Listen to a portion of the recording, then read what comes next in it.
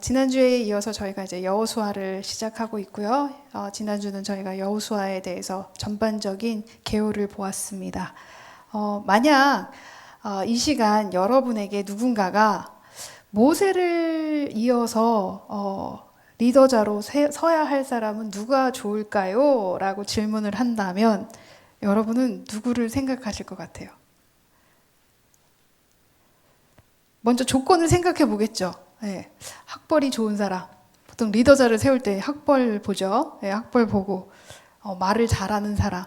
아니면 뭐 리더십이 잘 되어 있고 뭐 훈련을 잘 받은 사람, 통솔력 있는 사람, 믿을 만한 사람. 막 이런 조건들을 우리가 생각할 것입니다. 지난주에 말씀드렸다시피 가나안은요, 총칼로 정복하는 땅이 아니라 이미 하나님께서 언약의 말씀으로 허락하신 땅이라는 거예요. 근데 그 허락하신 땅을 우리가 밟는 만큼, 땅을 밟는 대로 너희에게 이것이 너희의 지경이 되리라 말씀하신 땅이거든요. 그러면 이제 코앞에서 모압 땅에서 모세는 죽고 이제 여호수아가 하나님의 그 다음 리더자로서 세워졌는데 정말 중요한 시기에 하나님께서는 여호수아를 택하셨다는 거예요. 그러면 여기 이쯤에서 우리는 질문이 나올 수가 있어요. 도대체 왜일까? 왜 여호수아를 택하셨을까? 왜 그를 리더자로 세우셨을까? 하나님의 인사 원칙을 보는 거죠. 예. 사람을 세우는 기준이 저희랑 다르세요. 하나님은. 예. 그 기준은 우리에게도 적용이 되겠죠. 하나님이 여호수아를 선택했던 그 기준이 우리에게는 다르게 적용이 되는 것이 아니라 우리 역시 그 기준대로 하나님께서 선택하실 거란 말이에요. 그렇다면 하나님이 선택하는 그 기준이 뭘까 너무 궁금하잖아요. 하나님은 언제나 사람을 통해 일하시죠. 그래서 하나님께서는 그 사람을 선택하실 때 당신의 기준으로 선택한다는 거예요. 그러면 오늘 말씀에서 우리는 뭘 엿볼 수 있느냐? 하나님의 마음을 들여다볼 수 있는 거예요. 도대체 그 기준, 하나님의 기준에 합한 여호수아가 하나님이 어떤 모습을 보시고 그를 선택하셨는지 우리가 오늘 본문을 통해서 한번 생각해 보았으면 좋겠습니다. 그러면 우리는 이제 이런 질문을 할 수 있을 거예요. 하나님이 왜 여호수아를 택했는지 깨닫게 된다면 그 다음 질문은 그러면 나는 여호수아처럼 주님 앞에 합한 자일까? 나는 그 하나님께서 보시는 그 기준에 들어가는 자일까? 나는 어떤 부분이 부족할까? 우리가 생각해보고 깨닫고 또 적용하는 시간을 가질 수 있을 것 같습니다. 자, 왜 why 여호수아가 후계자가 되었을까? 첫 번째는요, 여러분 이 말씀을 주목해 주셨으면 좋겠습니다. 여호와께서 모세에게 이르시되 눈의 아들 여호수아는 그 안에 영이 머무는 자니 너는 그에게 안수하고. 모세가 하나님께 묻는 거죠. 누가 하면 좋을까요? 누가 리더자를 서야 할까요? 그때 하나님이 모세에게 추천을 하신 거죠. 여호와께서 모세에게 이르시되 눈의 아들 여호수아는 그 안에 영이 머무는 자야. 너가 그에게 안수했으면 좋겠어.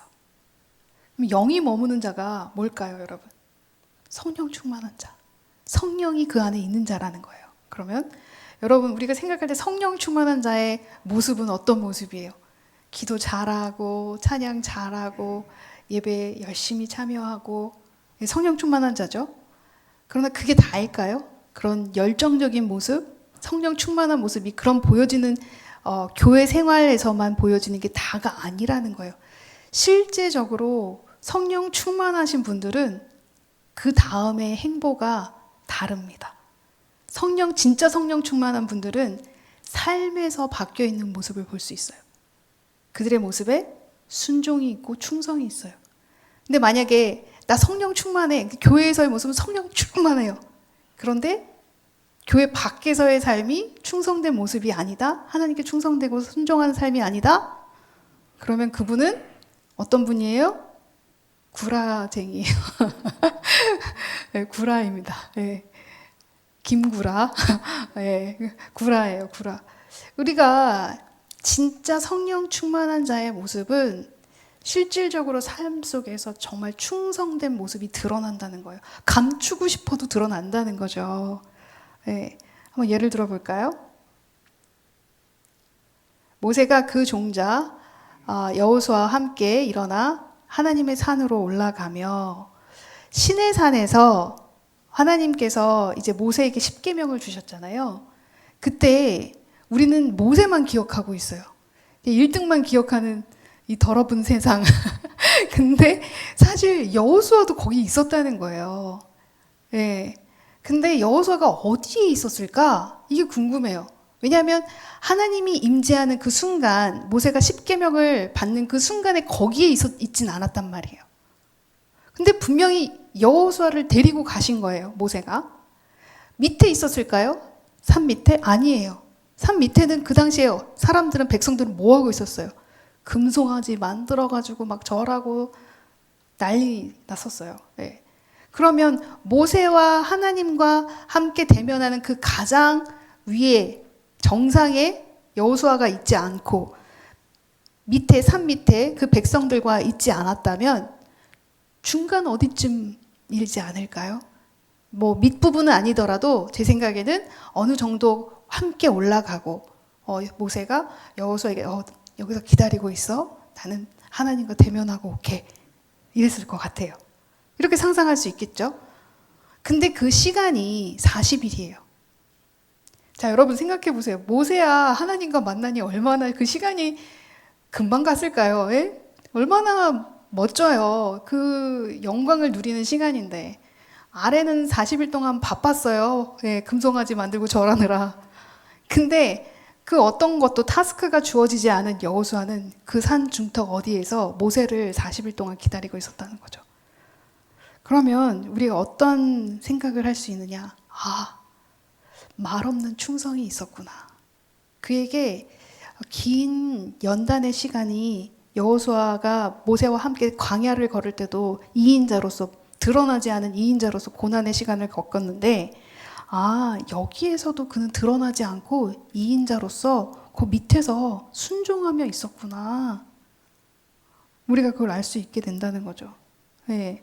말 없이 하나님을 기다릴 수 있는 사람, 순종하며 기다리는 사람, 그 사람이 하나님께서 보시는 여호수아 같은 사람이라는 거죠.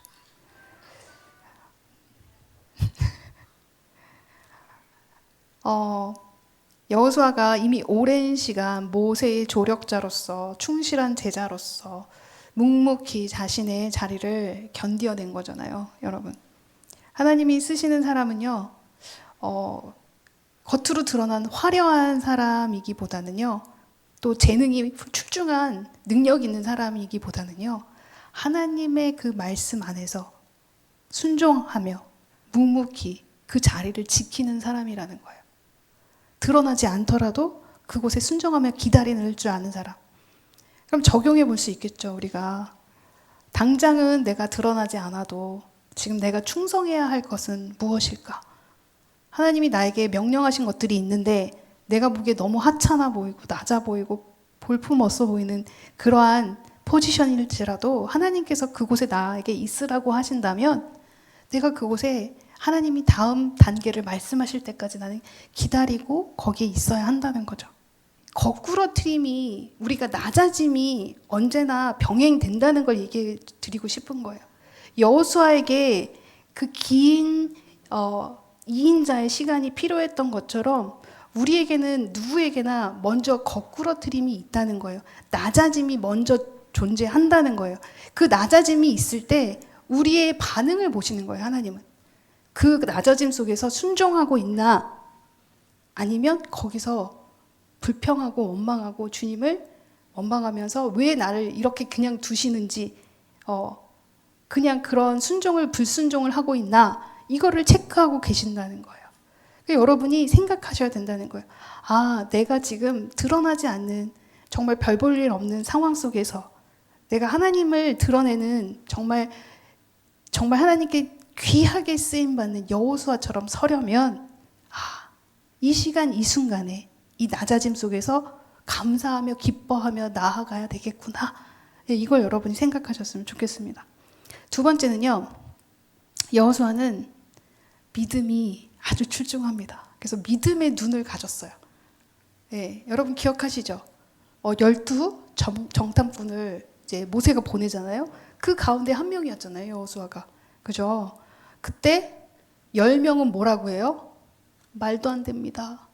갔다 오니까 거기 보니까 장난이 아닙니다. 상황이 안 좋습니다. 거기는 정말 대단하고 우리는 메뚜기 같습니다. 그들은 안악자손 완전 커요. 우리는 메뚜기 완전히 상대가 안 됩니다. 벽은 높고 우리는 게임이 안 됩니다.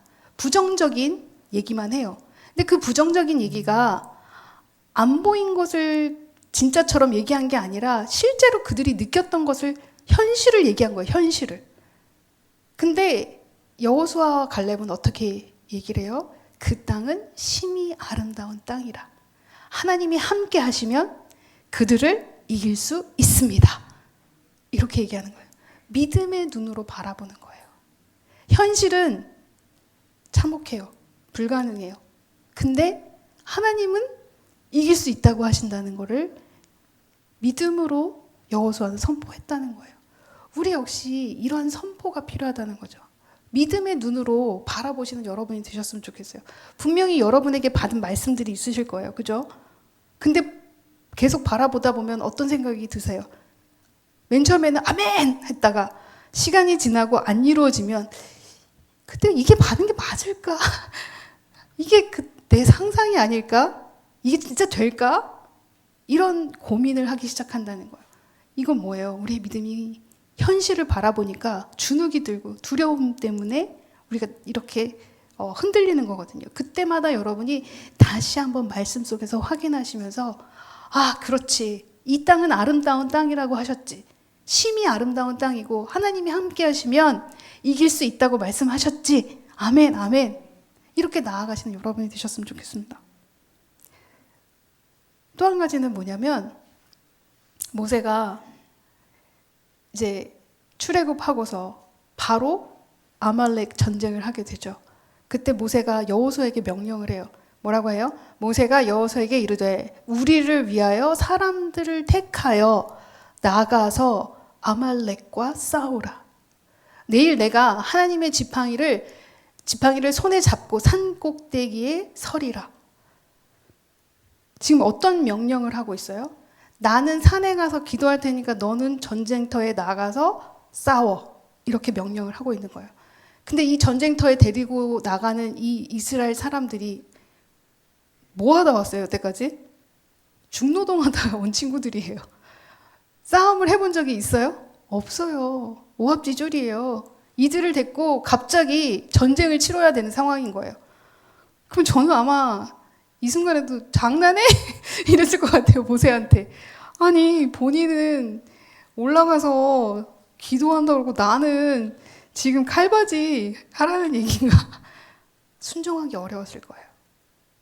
그러나 모세를 믿은 것이 아니라 모세와 함께 하시는 하나님을 바라보는 여호수아는 순종하죠. 네. 막상 싸울 때 계속 바로 막 다 이겼나요? 아니에요. 엎치락뒤치락 했어요. 모세가 손을 내리면 갑자기 아말렉이 이기고 모세가 다시 손을 올리면 이스라엘 백성들이 이기고. 그러면 우리의 삶 가운데 하나님이 함께 하시는 걸 알면서도 우리가 때로는 져 보이는 상황이 있을 수 있다는 거예요. 그럼 우리가 그때마다 눌린다는 거예요. 근데 그때 우리가 어떻게 해야 돼요? 끝까지 이거 약속을 하신 하나님이 함께 하심을 믿고 기다리며 전진해 나아가셔야 된다는 거예요. 우리에게 이런 상황이 동일하게 있다는 거죠. 믿음으로 여러분께서 여러분의 지금의 상황을 해석하셨으면 좋겠어요. 현실 그대로 해석하시지 말고요. 믿음의 눈으로 해석하셨으면 좋겠어요. 이 상황을 허락하신 이유가 반드시 있으실 거라는 거예요. 이렇게 어려움 가운데 놓아놓은 이유도 있으실 거고 전쟁을 치르게 하는 이유도 있으실 거고 이유 없이 그 산 중턱에서 40일을 그냥 멍 때리며 기다리게 하는 이유도 있으실 거라는 거예요. 모든 것에 이유가 있으시는 하나님을 여러분이 생각하셨으면 좋겠습니다.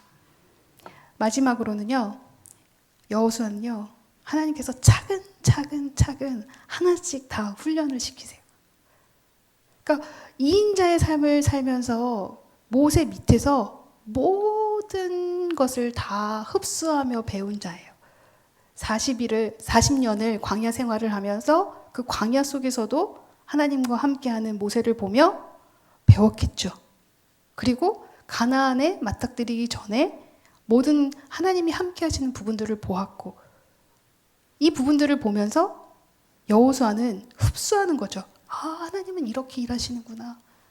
나에게 이렇게 가르쳐 주시는구나. 여러 상황을 처하게 하시고, 여러 낮음을 경험하게 하시고, 여러 가지 모양을 경험하게 하신다는 거예요. 생각해 보니까 저 역시 굉장히 다양하게 하나님께서 사용하셨더라고요. 처음 시작이 제대로 된 시작은 25살쯤 말레이시아에서 저희 신목사님이 전도사님으로 그 주일학교를 섬기실 때, 그때부터 시작이 되었던 것 같아요. 그때 당시에는 뭐 자료가 없었어요. 그래서 이 자료를 제가 다 만들었어요. 그런데 우리 신목사님 너무 잘하시지만 굉장히 까탈스러우세요. 그래서 뭔가 요구가 많으세요. 이것도 준비해라, 저것도 준비해라. 그리고 그거를 일일이 다 하나씩 만들어서, 그리고 그 환경 미화부터 시작해서 우리 정집사랑 저랑 둘이서 아이들 가르치면서 그걸 다 준비했었어요. 그때는 사실 불평은 했는지 기억이 잘 안 나고요. 안 했으면 좋겠는데, 어쨌든 막 기쁜 마음으로 하지는 않았던 것 같아요. 솔직히 그냥 시키니까 하자 그러고서 했던 것 같아요. 근데 그것도 하나님께서 그렇게 시키셨고, 주일학교, 그다음에 말레이시아에서 이제 청년부도 회장을 하게 하시면서 청년부도 섬기게 하셨고, 그다음에 호주에 가서는, 멜번에서는 장년부 모든 성경 공부를 다 시키셨어요.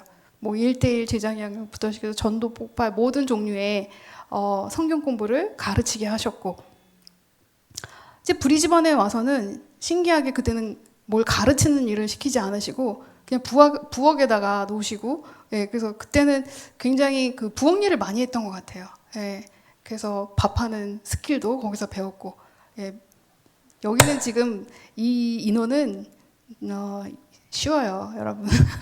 거기는 많이 먹어요, 애들이. 인원은 많지 않은데 많이 먹어. 보통 2, 3인분씩 먹고 또 갖다 먹고 또, 그래서 많이 해야 되거든요, 넉넉하게. 많은 양을 많이 하는 훈련도 시키셨고. 근데 브리즈번 전도사로 세우신 후에는 이제 연합 사역에 대해서 가르쳐 주셨고, 그래서 열린 마음, 그리고 열린 눈을 주셨던 것 같아요. 그래서 한 교회만 이렇게 바라보는 것이 아니라 더 폭넓게 함께 가는 이 사역에 대해서 배우게 하셨던 것 같아요. 그리고 나서 담임 목사를 또 호주에서 2년간 세우셨고, 그리고 여기로 불러주신 거죠. 아직도 저는 계속해서 배우고 있고 지금 훈련을 한다고 생각을 해요. 근데 여러 가지 모양의 훈련이라는 거예요. 그러면 이게 동일하게 여러분에게도 여러 가지 상황의 훈련을 하나님이 지금 시키고 계신다는 거예요. 이게 뭐가, 이걸 내가 왜 하고 있지? 하는 그런 것들 있잖아요. 나중에 다 써요, 하나님이. 다 필요해서 적재적소에 거기다 두신 거라는 거예요. 하나님이 쓰시기 위한 훈련이라는 걸 여러분이 아시고 그 자리에서 순종하는 여러분이 되셨으면 좋겠습니다. 결론은요, 일찍 끝나려고 했는데 똑같네. 하나님은 지금도 여호수아 같은 충성된 청지기를 찾고 계신다는 거예요. 여호수아가 완벽한 사람은 아니죠. 그러나 자기에게 맡겨진 거에는 성실하게 충성된 모습을 보여준 사람이에요. 그런데 그런 하나님께서 지금 이 시간 여기에서 또 여호수아를 찾고 계신다는 거예요. 이 시기에 필요한 여호수아. 여호수아는 하나님의 이끌려 영에 이끌려 조용히 순종했고요. 눈에 띄지 않는 곳에도 순종했고, 믿음으로 현실을 바라보고 준비된 자로서 광야 같은 시간을 견디어냈다는 거예요. 그러면 이 새로운 시대의 문을 여는 여호수아, 지금 하나님께서 찾고 계신다는 거예요. 우리에게 물으신다는 거예요. 내가 이 시대를 이끌어갈 여호수아를 찾고 있다. 너가 여호수아가 될 수 있겠니? 여러분이 지금 거하시는 그 장소, 그 현재에서 여러분이 택함 받은 여호수아처럼 성실히 충실히 순종하며 나아가기를 소망합니다. 그러니까 내가 지금 감당하고 있는 일이 아무리 적어 보일지라도 이것이 하나님께서 쓰임을 위한 것이라 믿고요. 또 나를 준비시키시는 그 시간처럼 느껴지는 이 광야의 고난의 시간 같아도 이건 역시 자양분이 돼서 결국 나를 이끌게 하는, 또 나를 자라게 하는 원동력이 될 거라 믿고요. 그리고 또 때로는 내가 부족한 자라고 여기며 하나님 저 이거 부족해서 안 받겠습니다 하시는 분들이 있는데요. 안 돼요, 여러분. 언제나 순종하시면 여러분이 되기를 소망합니다. 그래서 하나님께서 여호수아를 쓰신 것처럼 우리 역시 주님 저를 써주시옵소서. 주의 영이 제 안에 머물고 그 머무는 영으로 말미암아 성령으로 말미암아 제가 순종함으로 나아가기를 소망합니다. 저를 써주시옵소서 하는 여러분의 고백이 되기를 소망합니다.